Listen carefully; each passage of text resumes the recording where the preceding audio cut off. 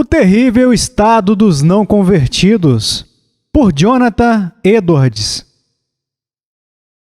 Então o carcereiro, tendo pedido uma luz, entrou precipitadamente e trêmulo prostrou-se diante de Paulo e Silas. Depois, trazendo-os para fora, disse: Senhores, que devo fazer para que seja salvo? Atos capítulo 16, versículos 29 e 30. Temos aqui no contexto um relato da conversão do carcereiro, que é uma das mais notáveis nas Escrituras.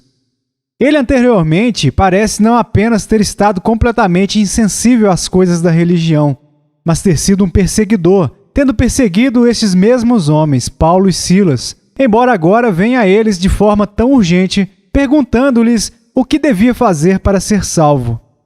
Lemos no contexto que todos os magistrados e multidões da cidade juntaram-se em um tumulto contra Paulo e Silas, arrebatando-os e lançando-os na prisão, encarregando o carcereiro da sua guarda. Imediatamente, ele os lançou na prisão interior e prendeu seus pés ao tronco. E é provável que não tenha agido assim meramente como um servo ou um instrumento dos magistrados, mas que tenha se juntado com o resto do povo na sua fúria contra os apóstolos, e que assim o fez induzido por sua própria vontade, bem como pelas ordens dos magistrados, o que o fez executar suas ordens com tal rigor.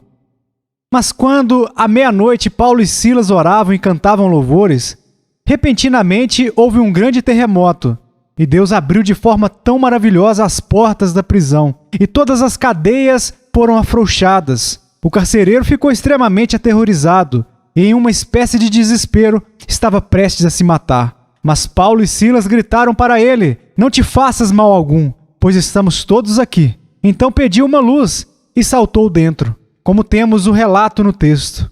Podemos observar, primeiro, o objeto de sua preocupação. Ele está ansioso acerca de sua salvação. Está aterrorizado por sua culpa, especialmente por sua culpa no maltrato destes ministros de Cristo. Está preocupado em escapar desse estado de culpa, o estado miserável que se encontrava devido ao pecado.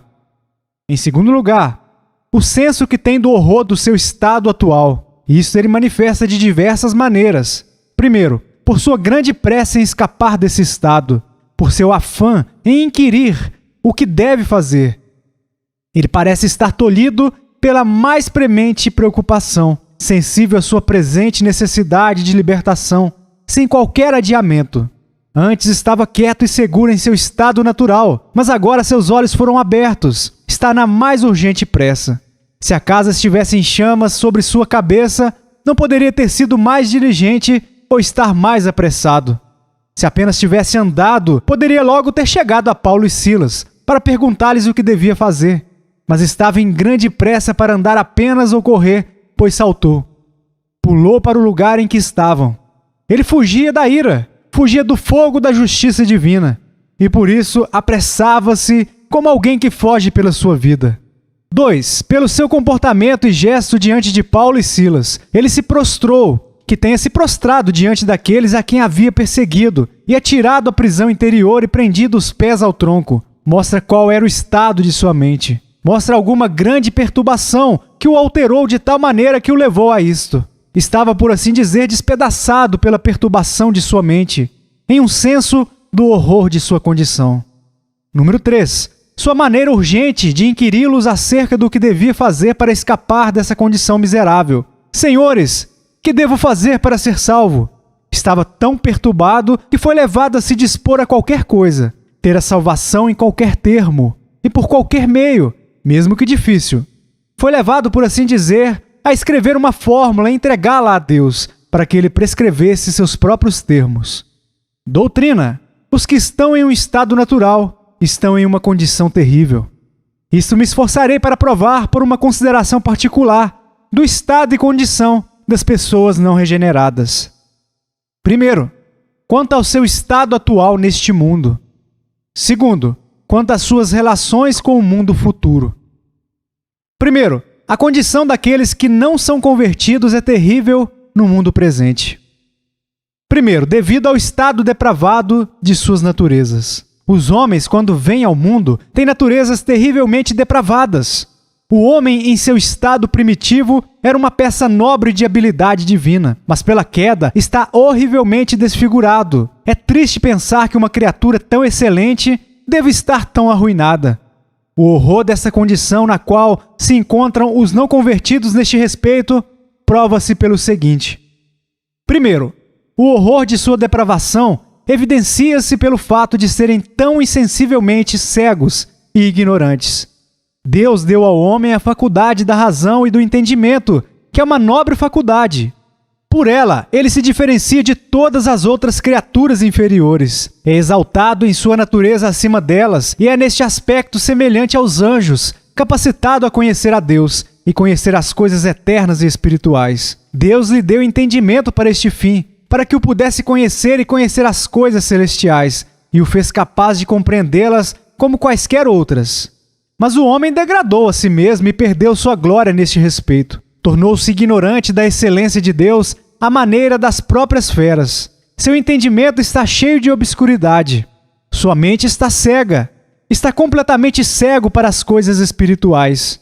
Os homens são ignorantes de Deus, ignorantes de Cristo, ignorantes do caminho da salvação, ignorantes de sua própria felicidade, cegos em meio à mais brilhante e clara luz, ignorantes sob todas as formas de instrução. Romanos capítulo 3, versículo 17. Desconheceram o caminho da paz. Isaías capítulo 27, versículo 11. Não é povo de entendimento. Jeremias capítulo 4, versículo 22. O meu povo está louco, já não me conhece, são filhos nécios e não inteligentes. Salmo capítulo 95, versículos 10 e 11. É povo de coração transviado, não conhece os meus caminhos. Por isso jurei na minha ira, não entrarão no meu descanso. 1 Coríntios capítulo 15, versículo 34. Alguns ainda não têm conhecimento de Deus. Isto digo para vergonha vossa. Há um espírito de ateísmo prevalecendo nos corações dos homens. Uma estranha disposição para duvidar da própria existência de Deus e do outro mundo, e de qualquer coisa que não possa ser vista com os olhos físicos. Salmo capítulo 14, versículo 1. Diz o insensato no seu coração, não há Deus. Não percebem que Deus os vê quando pecam e os chamará a prestar contas por isso. E, portanto, se podem esconder os pecados dos olhos dos homens. Não se preocupam e são ousados em cometê-los. Salmo capítulo 94, versículos 7, 8 e 9. E dizem, o Senhor não o verá, nem para isso atentará o Deus de Jacó. Atendei, ó brutais dentre o povo, e vós, loucos, quando sereis sábios? Aquele que fez o ouvido não ouvirá, e o que formou o olho não verá? Salmo capítulo 73, versículo 11. E diz, como sabe Deus? Acaso há conhecimento do Altíssimo? São tão insensivelmente incrédulos das coisas futuras do céu e do inferno que comumente preferem correr o risco da condenação a serem convencidos. São estupidamente insensíveis da importância das coisas eternas. Como é difícil levá-los à fé e dar-lhes real convicção de que ser feliz por toda a eternidade é melhor que todos os outros bens, e ser miserável por toda a eternidade debaixo da ira de Deus é pior que todo o mal. Os homens mostram-se insensíveis o suficiente nas coisas temporais, porém muito mais nas espirituais. Lucas capítulo 12, versículo 56. Hipócritas, sabeis interpretar o aspecto da terra e do céu, e entretanto não sabeis discernir esta época? São muito engenhosos para o mal, mas rudes naquelas coisas que mais os importam. Jeremias capítulo 4, versículo 22. São sábios para o mal e não sabem fazer o bem. Os ímpios se mostram mais tolos e insensíveis para o que lhes é melhor do que os brutos. Isaías capítulo 1, versículo 3. O boi conhece o seu possuidor e o jumento o dono da sua manjedoura. Mas Israel não tem conhecimento, o meu povo não entende. Jeremias capítulo 8, versículo 7. Até a cegonha no céu conhece as suas estações. A rola, a andorinha e o grou observam o tempo da sua ribação, mas o meu povo não conhece o juízo do Senhor. Número 2. Não há bem algum neles. Romanos capítulo 7, versículo 18. Em mim, isto é, na minha carne, não habita bem algum. Não há neles nenhum princípio que os disponha a qualquer coisa boa. Os não convertidos não têm princípio mais elevado em seus corações do que o amor próprio. e nisso não excedem os demônios. Estes amam a si mesmos e sua própria felicidade e temem sua própria miséria, e não vão mais longe.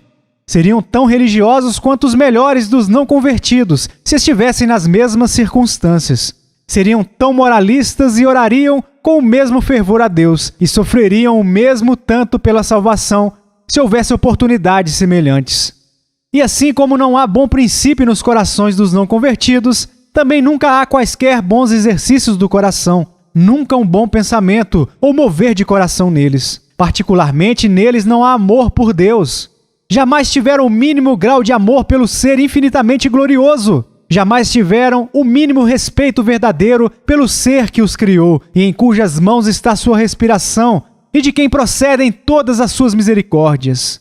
Conquanto, às vezes, possam parecer fazer coisas por respeito a Deus e revestem o rosto como se o honrassem e altamente o estimassem, tudo não passa de hipocrisia.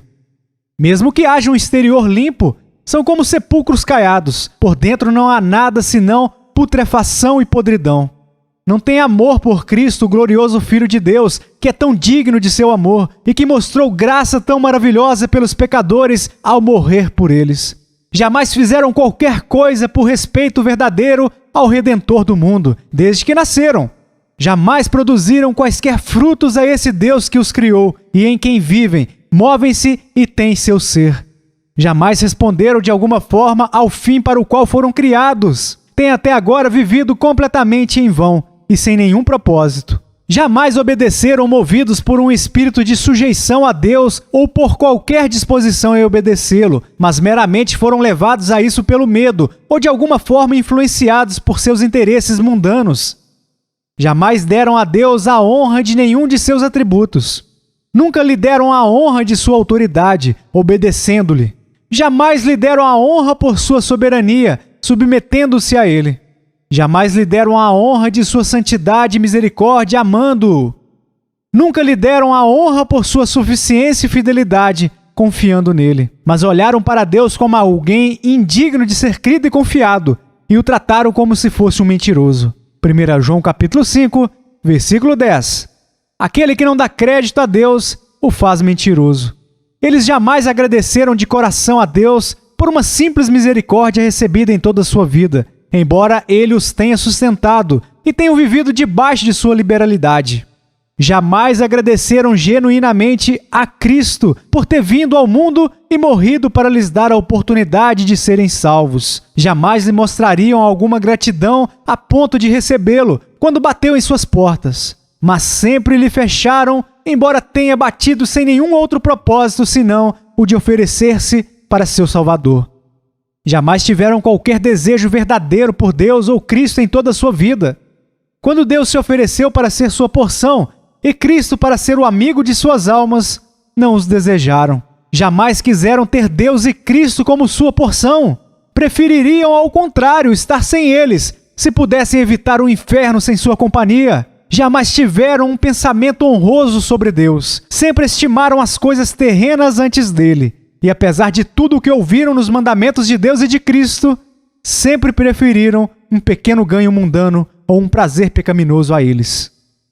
Número 3. Os não convertidos estão em uma condição terrível devido à horrível impiedade que há neles. Primeiro, o pecado possui uma natureza terrível, e isso se dá porque é cometido contra um Deus infinitamente grande e santo.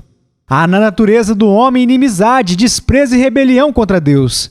O pecado se levanta como um inimigo do Altíssimo. É terrível para a criatura ser inimiga do Criador ou ter no coração algo como uma inimizade, como ficará bem claro se considerarmos a diferença que há entre Deus e a criatura, e como as criaturas, comparadas a Ele, são como pó da balança, como nada, menos do que nada, um vácuo.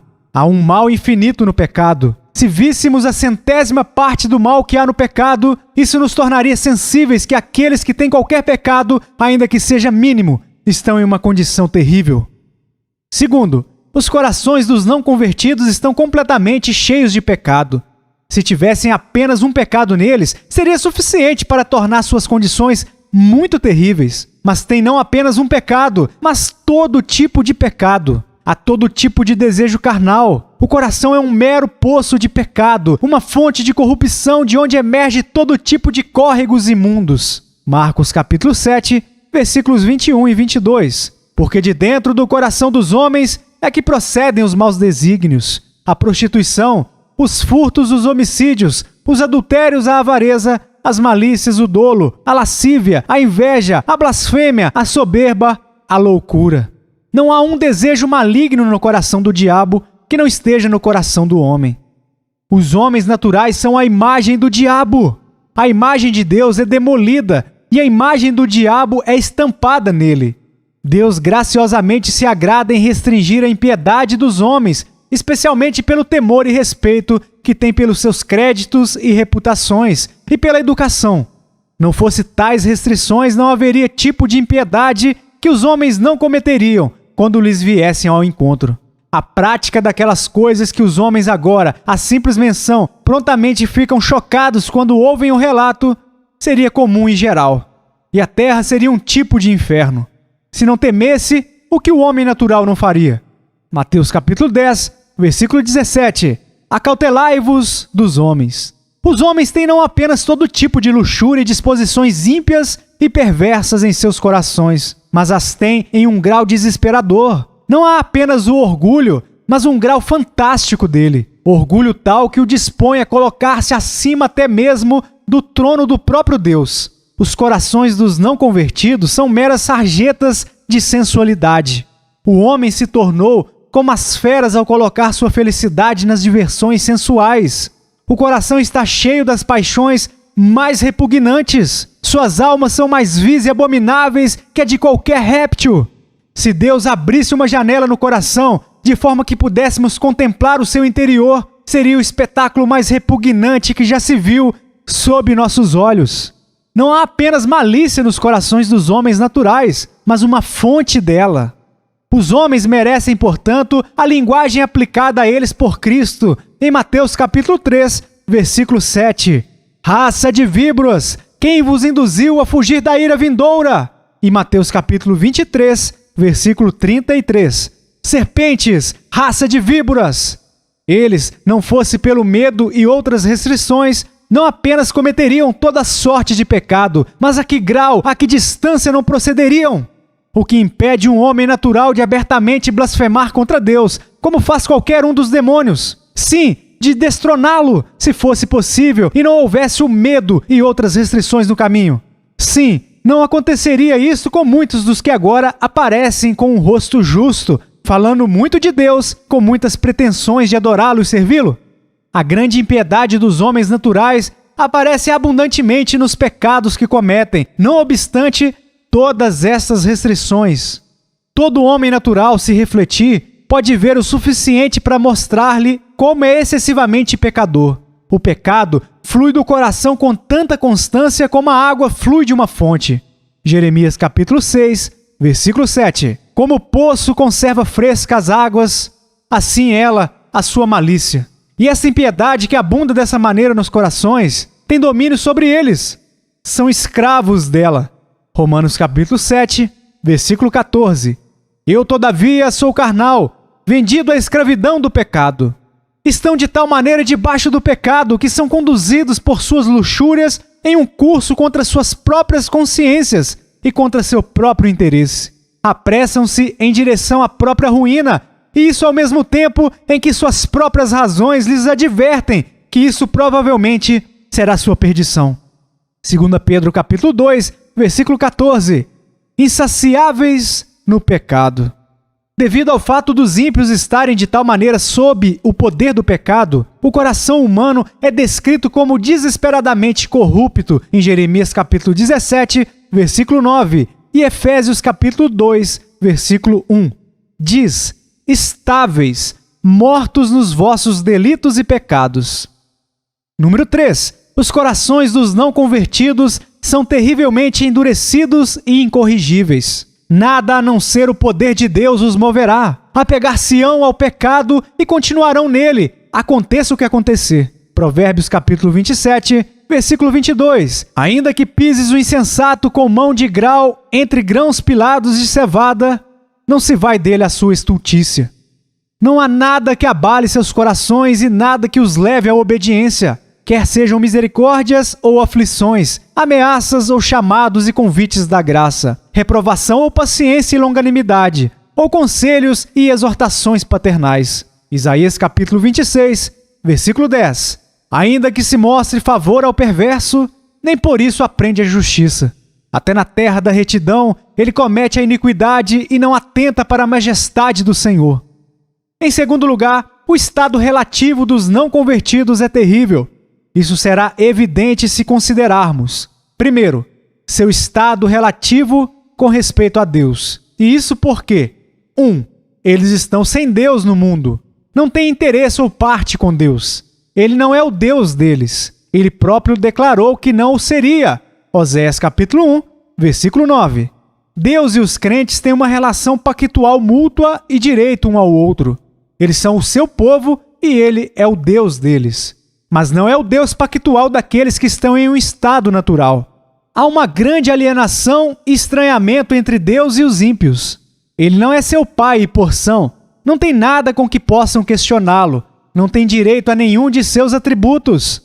O crente pode reivindicar um direito no poder de Deus, em sua sabedoria e santidade, sua graça e amor. Tudo é renovado para ele, em seu benefício. Mas o não convertido não pode reivindicar direito algum a qualquer das perfeições de Deus. Não tem Deus para defendê-los e protegê-los neste mundo mau, para defendê-los do pecado, de Satanás ou de qualquer mal. Não tem Deus para guiá-los e orientá-los em quaisquer dúvidas ou dificuldades, para confortá-los e apoiar suas mentes nas aflições. Estão sem Deus em todas as suas ocupações, em todos os negócios que realizam, em seus assuntos familiares e em todos os seus projetos pessoais, nas suas preocupações exteriores e nas preocupações de suas almas.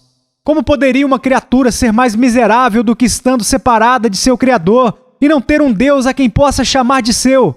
É miserável de fato aquele que vagueia pelo mundo, sem um Deus para velar por si, e ser seu guia e protetor, e abençoá-lo nos seus afazeres. A própria luz da natureza ensina que o Deus de um homem é seu tudo.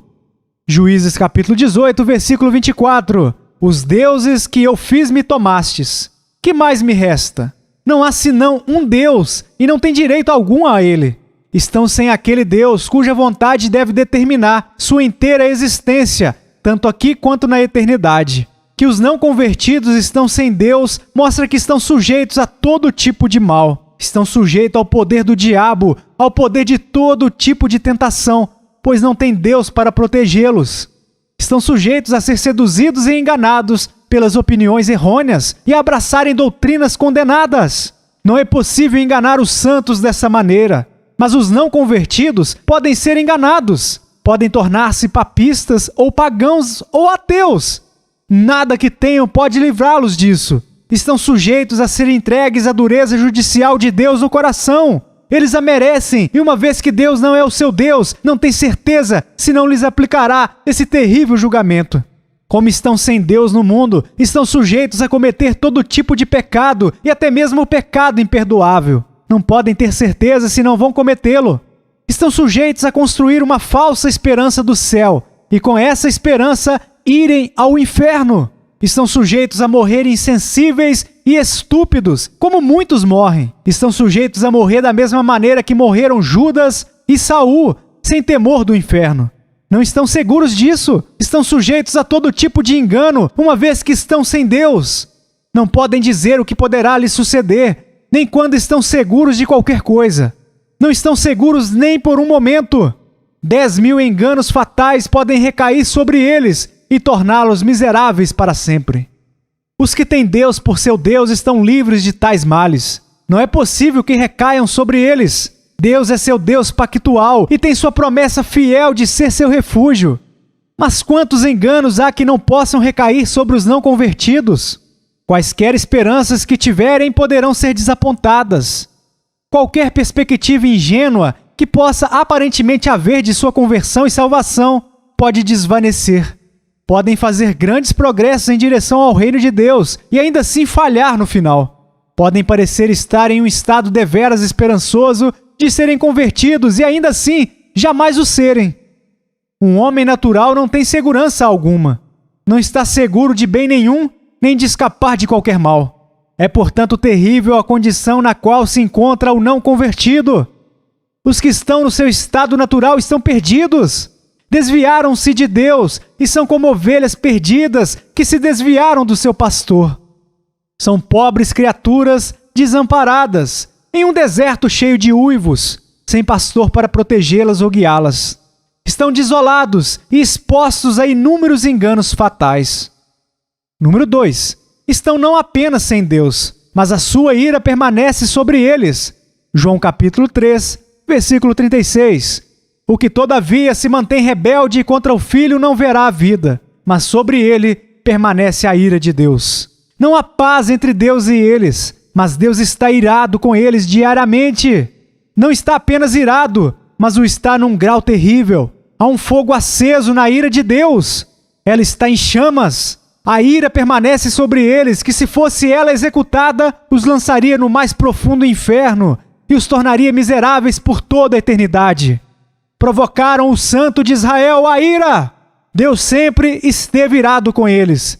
Desde que começaram a pecar, tem sido provocado diariamente mais e mais a cada hora. A chama de sua ira está continuamente ardendo. Provocaram a Deus mais do que muitos no inferno e com maior frequência. Aonde quer que vão, convivem com a terrível ira de Deus sobre si. Comem, bebem e dormem debaixo de sua ira. Como é terrível, portanto, a condição em que estão! É muito triste para a criatura ter a ira do seu Criador sobre si.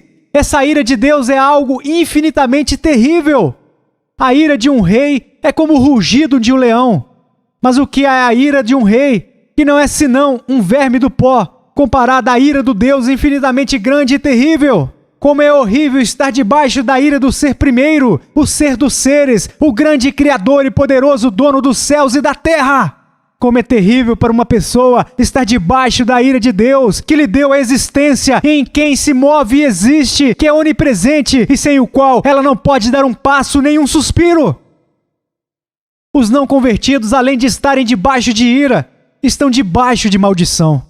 A ira e a maldição de Deus estão continuamente sobre eles. Não podem ter um conforto razoável, portanto, em qualquer de suas diversões, pois nada sabem senão que elas lhes são dadas em ira, e serão amaldiçoados por elas e não abençoados. Como é dito em Jó capítulo 18, versículo 15, espalhar-se-á enxofre sobre a sua habitação. Como podem então ter algum conforto em suas refeições ou posses, quando nada sabem senão que isso lhes é dado para prepará-los para a execução? 2. O estado relativo deles se mostrará terrível se considerarmos como estão relacionados ao diabo. Número 1. Os que estão em um estado natural são filhos do diabo. Assim como os santos são filhos de Deus, os ímpios são filhos do diabo. 1 João capítulo 3, versículo 10. Nisto são manifestos os filhos de Deus e os filhos do diabo. Mateus capítulo 13, versículos 38 e 39. O campo é o mundo, a boa semente são os filhos do reino, o joio são os filhos do maligno, o inimigo que o semeou é o diabo. João capítulo 8, versículo 44. Vós sois do diabo, que é vosso pai, e quereis satisfazer-lhe os desejos. São, por assim dizer, descendência do diabo, procedem dele. 1 João capítulo 3, versículo 8. Aquele que pratica o pecado procede do diabo. Assim como Adão gerou um filho à sua semelhança, os ímpios são a imagem e semelhança do diabo. Eles reconhecem esta relação e se consideram filhos do diabo, consentindo que ele seja seu pai. Sujeitam-se a ele, ouvem os seus conselhos como os filhos ouvem os conselhos de um pai. Ele os ensina a imitá-lo e a fazer como ele faz, assim como as crianças aprendem a imitar seus pais. João capítulo 8, versículo 38. Eu falo das coisas que vi junto de meu pai. Vós, porém, fazeis o que vistes em vosso pai.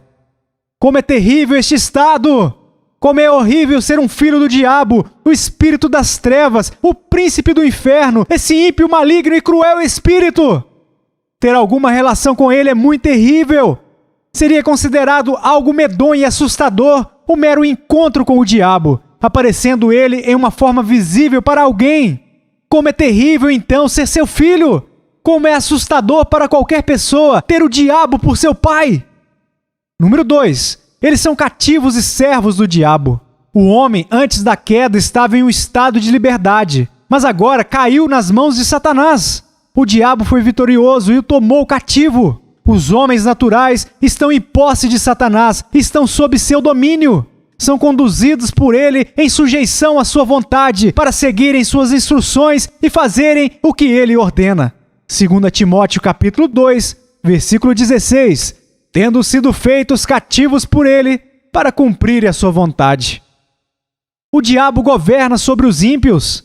São todos seus escravos e os servem com trabalhos forçados. Isto mostra que sua condição é terrível. Os homens consideram um estado de vida infeliz ser um escravo, especialmente ser escravo de um senhor mau, de alguém que seja duro, implacável e cruel. Quão miseráveis consideramos aqueles que caíram nas mãos dos turcos ou outras nações bárbaras semelhantes, sendo destinados à mais baixa e cruel escravidão e tratados pior do que o gado. Mas o que é ser tomado cativo pelo diabo, o príncipe do inferno, e ser escravo dele? Não seria melhor ser escravo de qualquer um na terra a ser seu escravo? O diabo é de todos os senhores, o mais cruel, e trata os seus servos da pior maneira.